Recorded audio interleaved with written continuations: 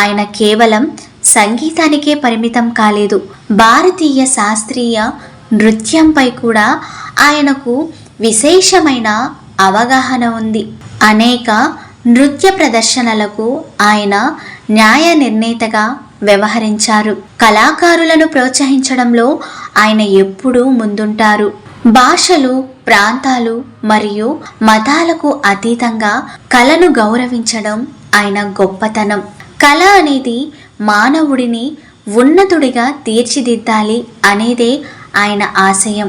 ఆయన విశ్లేషణల్లో ఎక్కడా కూడా సంకుచిత భావాలు ఉండవు, కేవలం కళాత్మక విలువలే ప్రాధాన్యం పొందుతాయి. మరో ఆలాపన త్రివేణి గ్రంథాలు రచించారు.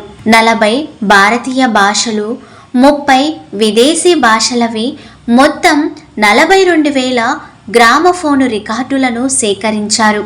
ఆయనకు గుంటూరులో 24 జూలై 2012న అయ్యంకి వెలగా పురస్కారం ప్రకటించారు.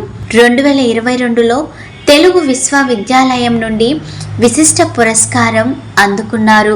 నేటి డిజిటల్ యుగంలో పాత తరం సంగీత మాధుర్యాన్ని భావితరాలకు అందించడంలో విఏకే రంగారావు గారు ఒక వంతెనగా నిలిచారు.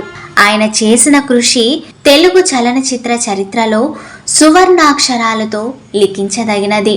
ఆయన ఒక నిండు జీవంతో మన కళ్ళ ముందు తిరుగాడుతున్న ఎన్సైక్లోపీడియా అని చెప్పుకోవాలి.